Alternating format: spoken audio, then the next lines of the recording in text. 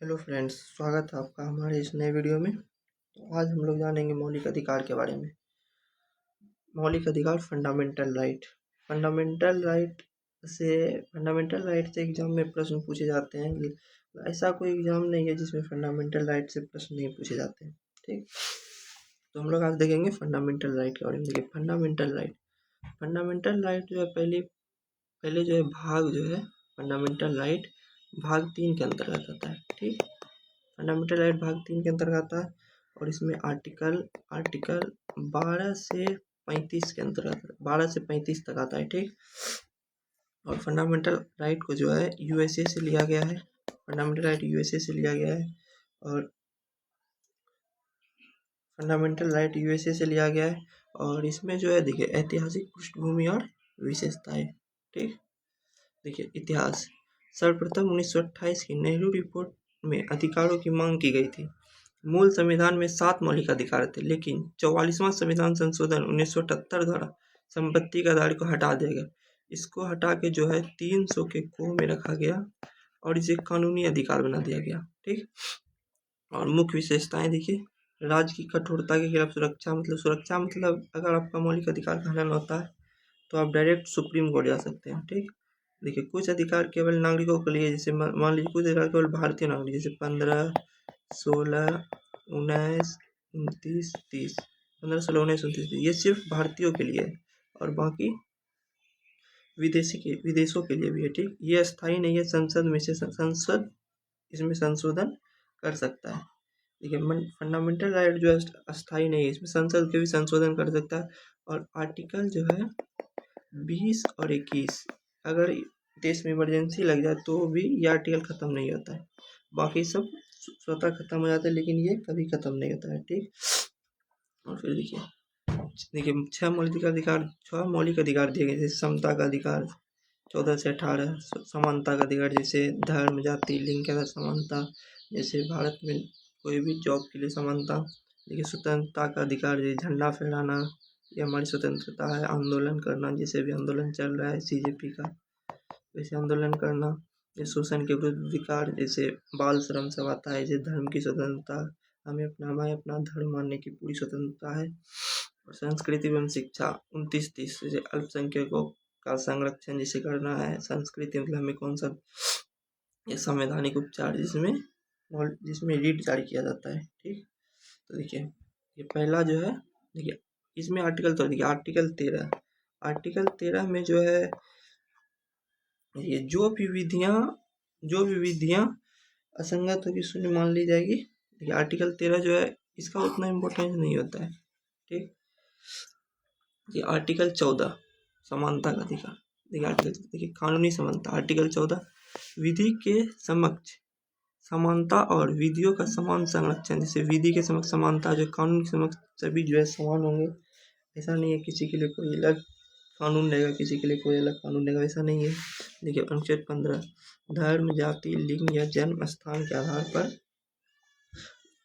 पर भेदभाव, मतलब धर्म के आधार पर कोई भेदभाव नहीं कर सकता है, जाति के आधार पर कोई भेदभाव नहीं कर सकता है। ठीक, देखिए और किसी भी व्यक्ति को, जैसे कोई होटल गए तो आप मुस्लिम धर्म के, हिंदू धर्म के, ऐसा कुछ नहीं हो सकता है, सभी को एक समान माना जाएगा। ठीक, देखिए सामाजिक समानता, आर्टिकल 16 लोक नियोजन एवं सड़क समानता। लोक नियोजन जैसे भाई सरकारी जॉब सब हो गया, नौकरी सब हो गई, इसमें सभी को समान अधिकार दिया जाएगा। देखिए कि अस्पृश्यता मतलब छुआछूत, जैसे कोई शूद्र है, जैसे SC/ST में बोलते हैं कि SC/ST है, इसमें नहीं सकना है, वैसा इन सबको संरक्षण दिया गया, मतलब इसका अंत किया गया। जैसे 18 उपाधियों का अंत, जैसे पहले होता था ना उपाधि, मैं राजा हूँ, उपाधि जनरल तो आर्मी में होता ही है, इसमें उपाधियों का अंत किया गया। देखिए उसके बाद है दूसरा अधिकार, स्वतंत्रता का अधिकार, आर्टिकल 19। देखिए अनुच्छेद 19 नागरिकों को 6 प्रकार की स्वतंत्रता प्रदान करता है। ठीक, आर्टिकल 19 नागरिकों को 6 प्रकार की स्वतंत्रता प्रदान करता है। देखिए वाक व्यक्ति की स्वतंत्रता, 19 का आर्टिकल 1 में वाक एवं अव्यक्ति की स्वतंत्रता। एक शांतिपूर्ण और बिना हथियारों के सम्मेलन की स्वतंत्रता, मतलब सम्मेलन जैसे आंदोलन जैसे चल रहा है वही आंदोलन, संघ या संगठन कोई भी संघ बना लिए, भारत में कहीं भी घूमने की स्वतंत्रता, भारत के किसी भी भाग में निवास करने की स्वतंत्रता और किसी भी मतलब जगह व्यापार करने की स्वतंत्रता। देखिए इसी से एक हटा गया संपत्ति का अधिकार। संपत्ति का अधिकार यहीं से हटा गया, ठीक, हटाया गया। 44वां संविधान संशोधन 1978 में हटा गया। 44वां संविधान से, ठीक, इसी में इसको हटा के जो है 300 के को में मौलिक अधिकार में रखा गया। 300 के को में मौलिक अधिकार में रखा गया, ठीक। देखिए अगला है प्राण एवं दैहिक स्वतंत्रता, अनुच्छेद 20 से 22। देखिए अनुच्छेद 20 अपराधों के लिए दोष सिद्धि के संबंध में संरक्षण, ठीक। देखिए अब दोष सिद्ध मतलब जब तक कोई दोष सिद्ध नहीं होता तब तक किसी का भी कोई भी अपराधी नहीं माना जाएगा, ठीक। आर्टिकल 21 प्राण एवं दैहिक स्वतंत्रता का संरक्षण, जीवन जीने का, ये है जीवन जीने का। जीवन जीने से अपने मन से मतलब शादी कर लेना, अपने मतलब अपने मन का करना, मतलब जीवन जीने का अधिकार है कि हम कोई भी जीवन कैसे जी सकते हैं। आर्टिकल 21 का ये शिक्षा का अधिकार 6 से 14 वर्ष के बच्चों के लिए, इसको बाद में जोड़ा गया। 42वां संविधान संशोधन ने 42वां छोड़िए इसको, अनुच्छेद 22 कुछ दशाओं में गिरफ्तारी से संरक्षण, मतलब बिना कोई वारंट के कोई आपको गिरफ्तार नहीं कर सकता है, ठीक। तो इसमें देखते हैं अगला। देखिए तीसरा अधिकार है शोषण के विरुद्ध अधिकार 23 से 24, ठीक। शोषण के विरुद्ध अधिकार 23 से 24। ये आर्टिकल 23 मानव दुर्व्यवहार और बलात्कार। देखिए कोई भी व्यक्ति बच्चे से बलात्कार नहीं करवा सकता है। बंधुआ मजदूरी, जबरन मजदूरी देखिए रोक है। बिना वेतन के काम और जबरन मजदूरी पर रोक लगाता है। आर्टिकल 24 बाल श्रम का निषेध, 14 वर्ष से कम आयु के बच्चों को कारखानों या अन्य किसी खतरनाक काम में नहीं लगाया जा सकता। मतलब 14 साल से जो भी कम है उसको किसी भी उससे मजदूरी नहीं करवाया जा सकता है, सीधा इतना सा बात याद रखिए। चौथा इसमें धर्म की स्वतंत्रता, अनुच्छेद 25 से 28। देखिए अनुच्छेद 25 किसी भी धर्म को मानने, आचरण करने और प्रचार करने की स्वतंत्रता। मतलब आर्टिकल 25 में यह अधिकार देता है हम कोई भी धर्म मान सकते हैं। आर्टिकल 26 धार्मिक कार्यों में प्रबंधन की स्वतंत्रता, मतलब धार्मिक कार्य में उसमें हम अपना प्रबंध सब चीज़ कर सकते हैं। देखिए 27 किसी विशेष धर्म के प्रचार के लिए टैक्स नहीं लगेगा। ये मान लीजिए धर्म के लिए कोई काम हो रहा है तो उसमें टैक्स नहीं लगेगा, उसको टैक्स फ्री किया गया है, ठीक। आर्टिकल 28 सरकारी शिक्षण संस्था में धार्मिक शिक्षा। देखिए जैसे सरकारी शिक्षक है, जैसे हम लोग का हो गया मिडिल स्कूल, सब सरकारी संस्था जो उसमें कोई भी विशेष धर्म की शिक्षा नहीं दी जाएगी, ठीक। उसमें सरकारी संस्था में कोई विशेष धर्म की कोई शिक्षा नहीं दी जाएगी, ठीक। देखिए 5वां है संस्कृति और शिक्षा संबंधित अधिकार, ये 29 और 30 5वां है, ठीक। 5वां अधिकार है। जैसे आर्टिकल 29 अल्पसंख्यकों के हितों का संरक्षण, ठीक।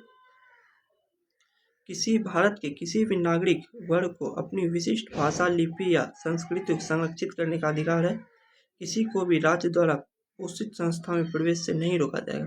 देखिए अल्पसंख्यक जो है, जैसे भारत में हिंदू को छोड़कर सभी अल्पसंख्यक में आते हैं, तो सभी को अपनी अपना धर्म मानने का, अभी सभी को अपनी शिक्षा, अपनी भाषा में शिक्षा लेने का अधिकार है, ठीक। और आर्टिकल 30 धर्म या भाषा पर आधारित सभी अल्पसंख्यक वर्गों को अपनी पसंद की शिक्षण संस्थानों की स्थापना एवं प्रशासन करने का। देखिए आर्टिकल 30 हमें अधिकार देता है कि हम धर्म के आधार पर या भाषा के आधार पर कोई भी अपना प्राइवेट निजी संस्थान चला सकते हैं, ठीक। शिक्षण संस्थानों की स्थापना और प्रशासन करने का अधिकार, ठीक। उसमें देखिए फिर आता है छठा संवैधानिक उपचार का। इसी में एक था जो आर्टिकल 31 जो था उसी को हटाया गया था। देखिए डॉक्टर बी आर अम्बेडकर ने संविधान के देखिए आर्टिकल जो संवैधानिक उपचार का अधिकार जो आर्टिकल 32, इसको जो है भीमराव अम्बेडकर ने संविधान की आत्मा कहा गया। इसके तहत न्यायालय 5 प्रकार की रीट जारी कर सकते हैं। देखिए बंदी प्रत्यक्षीकरण, परमादेश, प्रतिषेध, उत्प्रेषण और अधिकार परीक्षा। देखिए ये मतलब ये एग्जाम में पूछे जाते हैं कि इसमें से कौन सा रीट जो है जारी नहीं कर सकता है, या फिर इसमें पूछे जाते हैं कि उच्च न्यायालय या उच्चतम न्यायालय द्वारा रीट जो है किस आर्टिकल के तहत जारी किया जाता है। तो आर्टिकल 32 के तहत रीट जारी किया जाता है, ठीक। देखिए अपवाद और सीमाएं। आपातकाल, देखिए राष्ट्र आपातकाल के दौरान राष्ट्र आपातकाल 352, राष्ट्रपति अनुच्छेद 20 और 21 को छोड़कर अन्य मौलिक अधिकार को निलंबित कर सकते हैं। मतलब कि आपातकाल के दौरान 20 और 21 को छोड़कर सभी अधिकार जो है निलंबित हो सकते हैं। ठीक। सैन्य बल कानून अनुच्छेद 33, संसद सैन्य बलों के अधिकार को सीमित कर सकती है। इसमें देखिए जैसे होता है ना, सैन्य सेना तक ताबलट कर देती है, उस अधिकार को इसे सीमित करना है, मतलब सीमित कर देती है। ठीक। आर्टिकल 14, जहाँ मार्शल लॉ लागू होंगे वहाँ मूल अधिकार प्रतिबंधित होंगे। देखिए जहाँ सेना का कानून लागू होगा वहाँ मूल अधिकार नहीं लागू होगा। ठीक। देखिए इसमें मौलिक अधिकारों का महत्व, लोकतंत्र आधार, ये नागरिकों को राज्य की निरंकुशता से बचाते हैं। देखिए मौलिक अधिकार जैसे कोई भी राज्य तानाशाही नहीं कर सकता, मतलब जबरन कुछ भी नहीं कर सकता।